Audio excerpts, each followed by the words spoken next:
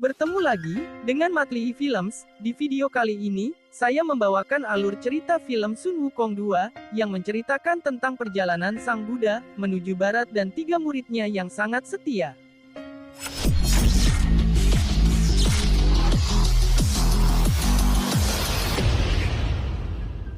Film dimulai atas utusan Dewi Wilas Asih, mengutus Sang Buddha yang bernama Xuanxiang.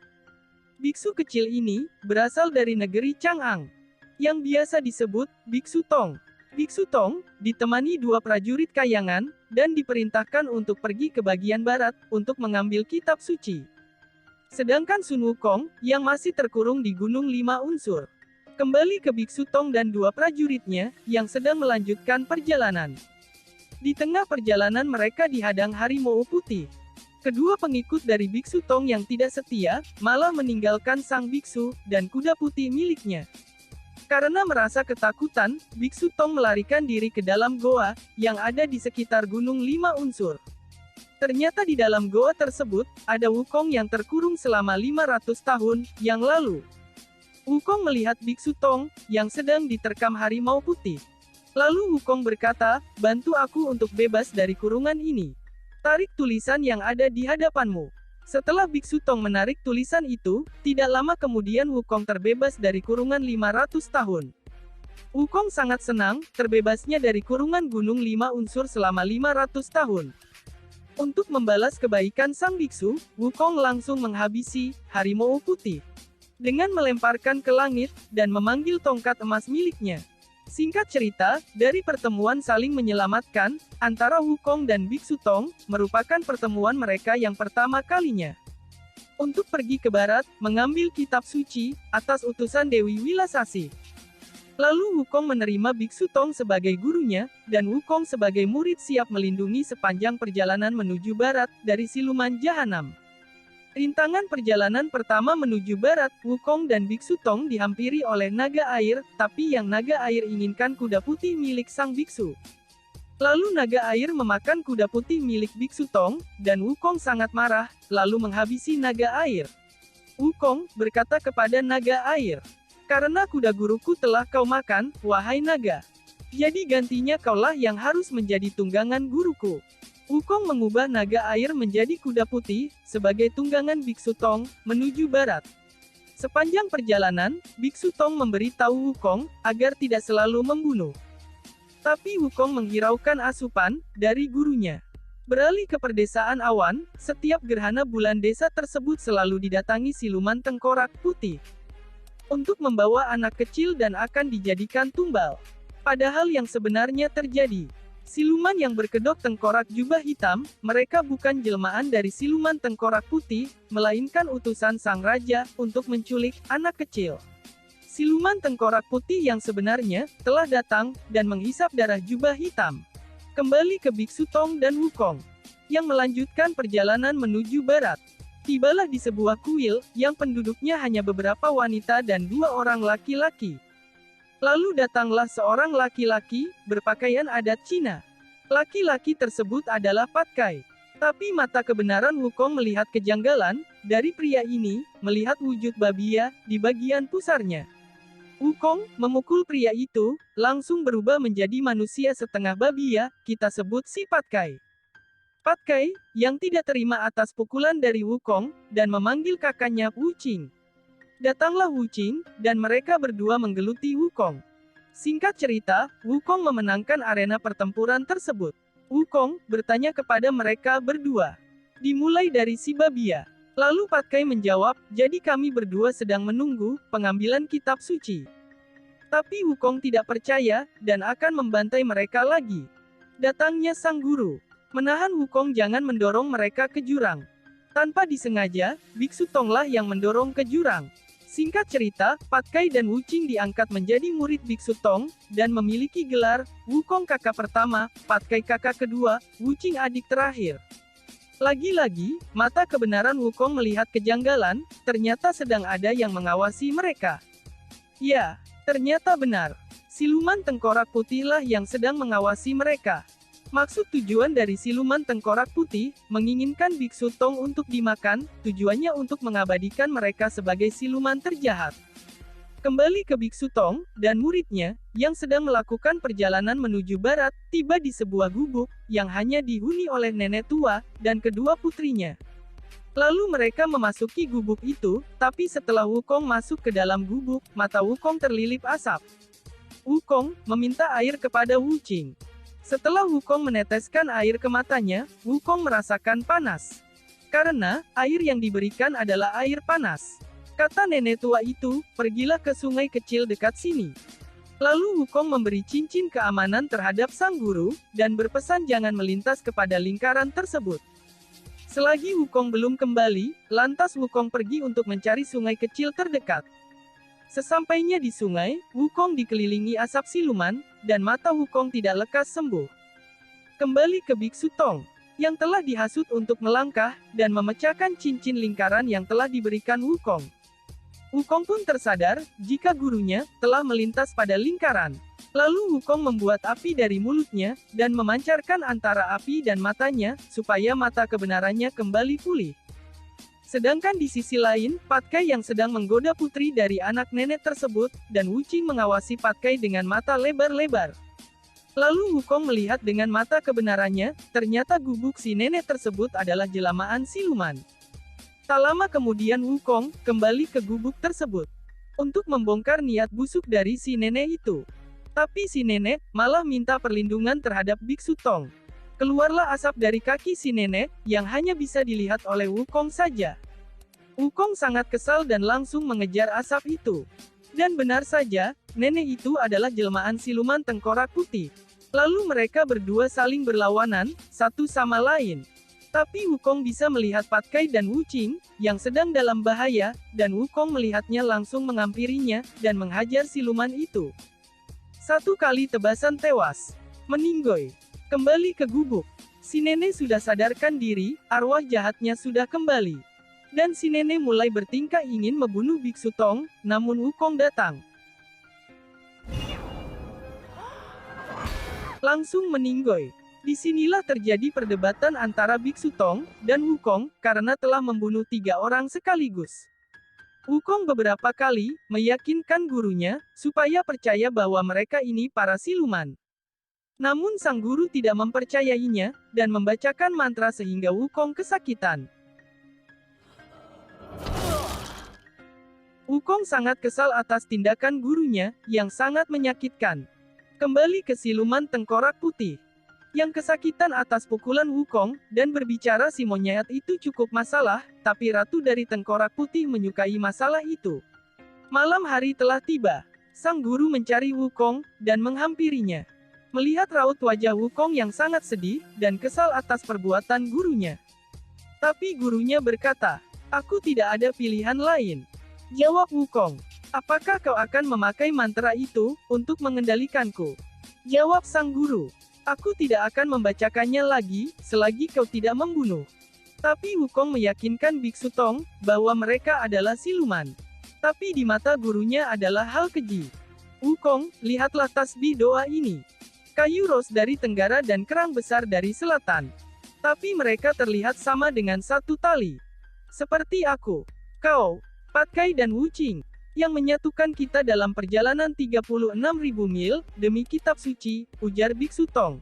Dan Wukong pun menjawab, "Itu putih agak besar sedikit, pasti Patkai." Dan mereka pun damai. Lanjut dalam perjalanan, ke kerajaan awan. Ujar raja, sambut mereka dengan ramah. Lalu mereka merayakan pesta bersama. Raja meminta mohon kepada Biksu Tong, untuk membersihkan para siluman, dari kerajaan kota awan.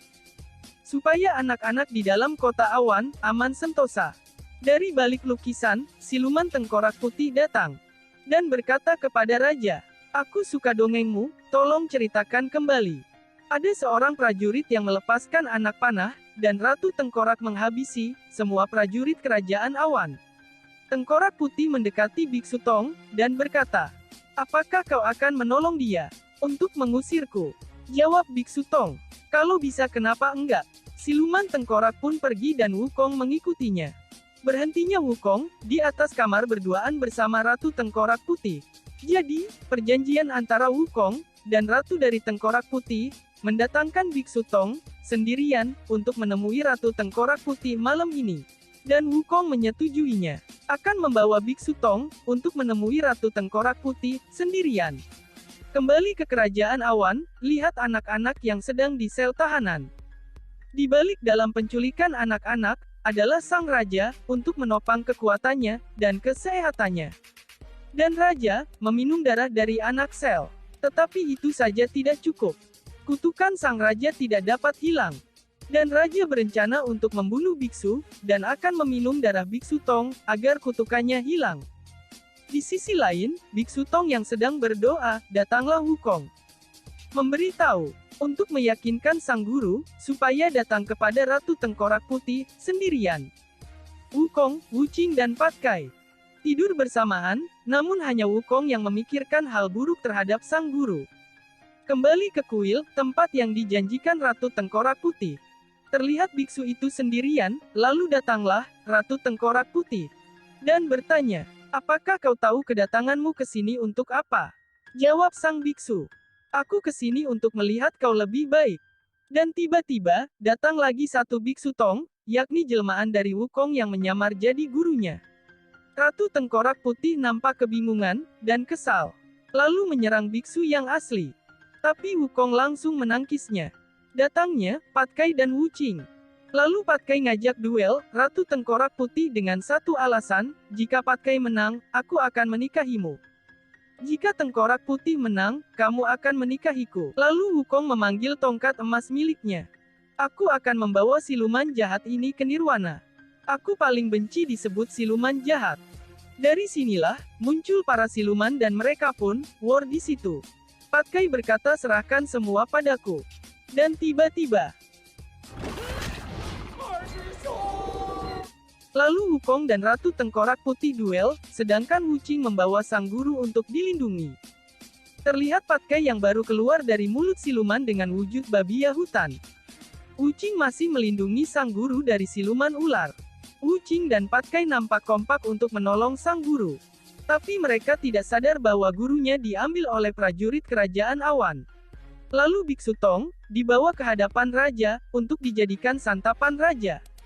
Wukong pun mencarinya, dan OTW ke penjara bawah tanah, tempat tahanan anak-anak dan Biksu Tong. Kembali ke sel bawah tanah. Si raja malah curhat, bahwa jika aku meminum darahmu, kutukan tangan ini akan hilang. Saat si raja akan menosok Biksu Tong tiba-tiba, dan Wukong memukul mahkota Raja Awan hingga pecah. Ya untung saja gurunya teriak WUKONG. Jadi ke paus. Jangan bunuh dia, ujar Biksu Tong. Lalu Wukong berkata kepada Raja Awan, untuk tidak melakukan kejahatan. Jika masih, Wukong akan membereskannya. Wukong membebaskan anak-anak di dalam tahanan. Dan Wukong pun berkata, pergilah sekarang. Kembalinya ke perjalanan sang biksu, dan 3 muridnya, masih dalam kota Awan. Terlihat ada seorang wanita, dia jelmaan dari siluman Tengkorak Putih, yang akan membunuh Biksu Tong. Biksu Tong, dihampiri warga. Dan diucapi terima kasih, atas kebaikan biksu, yang telah membebaskan anak-anak. Ada seorang anak kecil, yang berterima kasih sambil mengayunkan jubah Biksu Tong, lalu berkata terimalah ini. Lagi-lagi mata kebenaran Wukong melihatnya. Bahwa, yang dipegang anak kecil itu bukanlah gulali, melainkan pisau. Yang akan melukai Biksu Tong. Lalu Wukong, menghantam tangan anak kecil itu. Gurunya marah, dan berkata mengapa kau lakukan itu? Jawab Wukong, dia adalah jelmaan siluman. Jadi setiap manusia di dunia ini adalah siluman. Ujar Biksu Tong. Lalu datanglah, ibu dari anak kecil itu. Ibunya berkata, kau melukai anakku. Dan aku, tidak akan memaafkanmu. Aku akan membunuhmu. Saat siluman itu, mengayunkan pisau. Wukong langsung menebas, kepala jelmaan siluman itu, hingga meninggoy. Si anak menangis, atas kematian ibunya. Dan merungkuk ke arah ibunya, sambil berniatan jahat. Dan lagi-lagi Wukong melihatnya, dan akan memukulnya. Karena Biksu Tong sangat kesal, lalu membacakan mantra, sehingga Wukong kesakitan. Tapi anak itu masih meranjak, kepada Biksu Tong sambil memegang pisau di tangannya. Namun Wukong tidak tinggal diam, walau sedang kesakitan. Tapi sebagai murid yang setia, Wukong berdiri, sekuat tenaga dan mengambil tongkat emasnya. Lalu menghantam bocah nakal itu. Terlihat raut wajah sang guru yang sangat kecewa atas tingkah Wukong. Dan menyuruh Wukong untuk pergi. Sampai Wukong berlutut sebanyak 1000 bayangan pun, sang guru tidak memaafkan Wukong. Dan tetap menyuruh Wukong untuk pergi. Dan Wukong dengan berat hati akan meninggalkan mereka, karena atas perintah gurunya. Tapi sebelum Wukong pergi, dia berpesan kepada dua saudaranya, Patkai dan Wuqing, di depan jalan sana, masih banyak bahaya. Dan kalian berdua, harus sekuat tenaga, melindungi dia. Dan aku pergi. Nampak terlihat berat hati. Dan gurunya hanya bisa menangis dan menangis. Entah karena ditinggal pergi, atau gara-gara meninggal ibu dan anak tadi. Tak lama kemudian, ternyata Ratu Tengkorak masih di sekitar situ. Dan langsung membawa sang guru. Tinggal mereka berdua, Wuqing dan Patkai. Wuqing pergi ke Gunung Es, untuk mengulur waktu. Sedangkan Patkai, pergi ke Gunung Kerajaan Kera. Kembali ke Gunung Lima Unsur. Nampak Wukong yang sedang memikirkan sesuatu. Lalu Wukong pergi, dari gunung itu. Di tengah perjalanan, Dewi Kuan Yin menghadang jalan Wukong. Untuk memberitahu, sang guru sedang dalam bahaya. Beralih ke tempat, singgah, Ratu Siluman Tengkorak Putih. Yang sedang menunggu waktu yang pas, untuk menyantap Biksu Tong. Di sisi lain, Patkai, yang sudah sampai duluan, ke gunung tempat kerajaan Kera Wukong. Dan mencari Wukong namun tidak ada. Tapi, Patkai melihat pakaian Pangeran Sun Wukong. Dan langsung membawanya untuk dipakai di medan pertempuran. Kembali ke Wuqing, yang sudah tiba di Gunung Es, tempat persinggahan Ratu Siluman Tengkorak. Tiba-tiba, berkemunculan tengkorak-tengkorak dari bawah tanah es. Dan langsung menyerang Wuqing. Datanglah Wukong. Maaf, Patkai berjubah Pangeran Sun Wukong. Wukong kan lagi OTW. Kembali ke dalam. Waktu penyantapan gurunya sudah tiba. Tak lama kemudian, Wukong datang. Dan menghadang, ritual penghisapan, Ratu Tengkorak Putih, dengan tongkat emas miliknya. Lalu, terjadilah pertempuran dahsyat. Antara Wukong dan Ratu Tengkorak. Wukong 2 kali memukul pinggul, dan kepala si Ratu Tengkorak, hingga ke lengan. Terpental tuh si Ratu Tengkorak. Lalu Wukong pergi ke dalam untuk melihat sang guru. Kata Wukong, "Guru, aku kembali." Jawab guru, "Wukohong." Sedangkan, di luar, Gunung Es seperti diguncangi gempa. Ternyata, Ratu Tengkorak, merubah dirinya sebagai wujud julukannya, Yapseeyah, benar. Jadi tengkorak raksasa. Saat Wuqing dan Patkai menyerang. Kena mental duluan. Wukong dan Biksu Tong bergegas keluar, goa. Dan saat menuju pintu keluar, Wukong dan gurunya, disampaikan mulut tengkorak raksasa besar. Dan endingnya, mereka masuk ke mulut raksasa itu, dan terjun ke perut. Wukong tidak tinggal diam. Langsung saja gaskan. Wukong menggebu-gebu perut raksasa tengkorak itu. Hingga akhirnya mereka keluar. Tapi rantai dari perut tengkorak menarik sang guru. Hingga mencekik leher Biksu Tong. Tengkorak putih itu, menyerang Wukong dan ternyata miss. Malah sebaliknya, Wukonglah yang menyerang tengkorak putih. Menggesekkan tongkat emas miliknya, ke gigi Ratu Tengkorak. Hingga tengkorak putih kesakitan dan marah. Ada sedikit celah, untuk menahan cekikan terhadap sang guru. Wukong langsung menahan, dengan tongkat emas miliknya. Karena, sang Buddha mempercayai kitab suci kepada Biksu Tong. Wukong takkan membiarkan Biksu Tong mati. Lalu, tengkorak raksasa itu terus-menerus menyerang Wukong. Dan Wukong meretakan sebagian tumbukan tengkorak itu. Dan membelitkan tangan tengkorak. Hingga hancur satu lengan. Demi melindungi sang guru, Wukong menjadi 1000 bayangan, untuk menahan rasa sakit, yang menimpa gurunya. Lalu Wukong, menyeruduk tengkorak raksasa, secara bertubi-tubi. Hingga menjatuhkan kepalanya. Singkat cerita, tengkorak putih sudah dimusnahkan. Dan rohnya akan diambil, karena dia sudah hidup, selama 1000 tahun lamanya. Dan sudah saatnya, rohnya diambil oleh sang Buddha. Untuk, selama-lamanya. Tapi Biksu Tong, ingin menolong Ratu Tengkorak Putih. Supaya dia bisa hidup kembali, dan menjadi manusia yang sesungguhnya. Tapi taruhannya, adalah nyawa dari guru Biksu Tong. Dan Biksu Tong menyetujuinya. Biksu Tong meminta kepada Wukong untuk mencabut rohnya dengan menggunakan tongkat emas milik Wukong untuk bisa menemui ajal Ratu Tengkorak di dalam tubuh Biksu Tong. Lalu Biksu Tong meminta kepada Wukong, pukul aku dengan tongkatmu, supaya semua ini terwujudkan.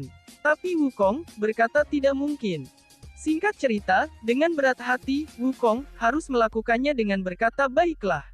Dan Wukong berjanji sepanjang 36.000 mil, aku masih menunggu kau kembali, sampai hidup ini aku masih menunggu. Dan tidak akan pernah lupa. Dipertemukanlah mereka berdua, di beda alam, antara biksu dan Ratu Tengkorak Putih, dalam kondisi sama-sama manusia. Lalu biksu berkata, disinilah aku ucapkan selamat tinggal. Kembali ke Wukong, Patkai dan Wuqing, yang sedang berduka, melihat burung yang terbang dari patung sang guru. Lanjut sudah 7 hari, roh sang guru belum juga datang. Tapi Wukong berkata, selama patung emas guru masih utuh, Wukong akan membawa patung tersebut ke Biantara Guntur. Ups, jatuh. Dari atas langit sang dewi meniupkan roh sang guru. Dan film pun tamat. Jangan lupa subscribe ya guys.